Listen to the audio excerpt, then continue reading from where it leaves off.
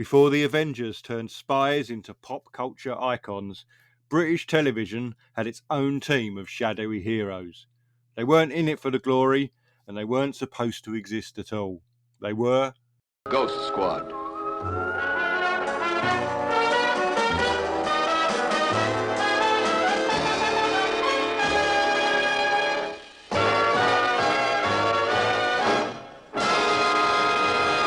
This was one of ITV's earliest attempts at the spy drama, a moody, exciting, and often surprisingly ambitious series that ran from 1961 to 1964.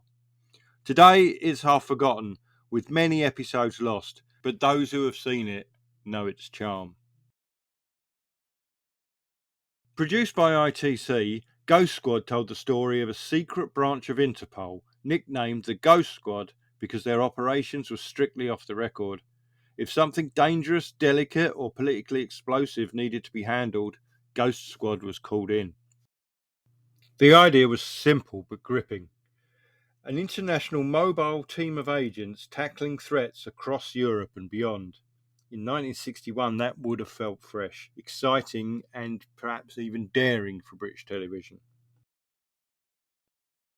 So the series starred Michael Quinn as Nick Craig for the first couple of series at least, and he was occasionally replaced by Neil Hallett on certain missions as Tony Miller. Ray Barrett eventually took over as Peter Clark by series 3. There were a few cast changes. Craig was the archetypal early 60s television spy. Tough, resourceful, professional, but not flashy. This was before the days of exploding pens and witty quips. Nick Craig dealt in realism. He carried himself like a working man in a dangerous job. And Quinn gave him exactly the right mix of grit and likability. In an era when many TV dramas were still confined to the drawing room, Craig was out there on the front lines, chasing villains, infiltrating gangs, and walking into danger on behalf of the squad. What really set Squad apart was its style. Shot in black and white, the series had a moody, noirish quality. Directors leaned into shadows, stark lighting, and dramatic close-ups. Episodes often felt like half police procedural, half spy thriller.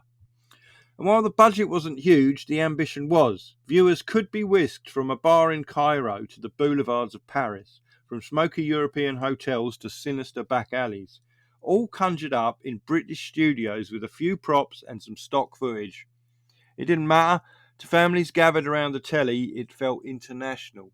It felt big. Ghost Squad was ahead of the curve. It proved that espionage worked on television, the British audience wanted these stories, and that ITC had a winning formula. In a sense, it was the prototype.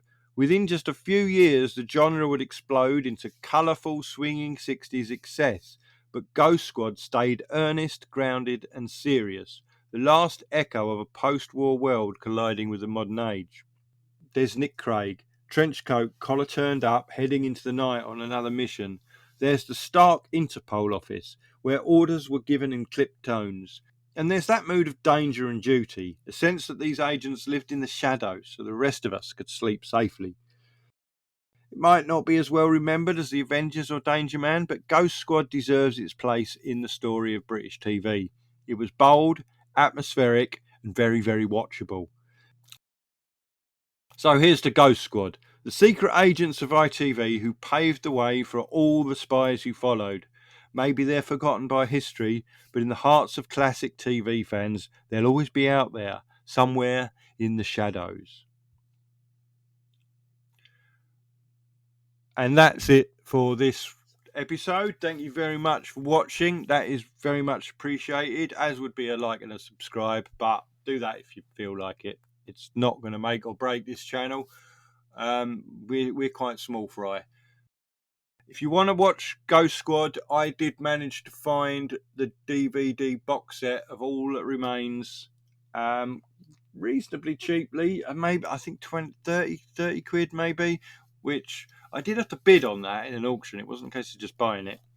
But you can get it. I don't know if Talking Pictures TV have it on their roster. I would hope so.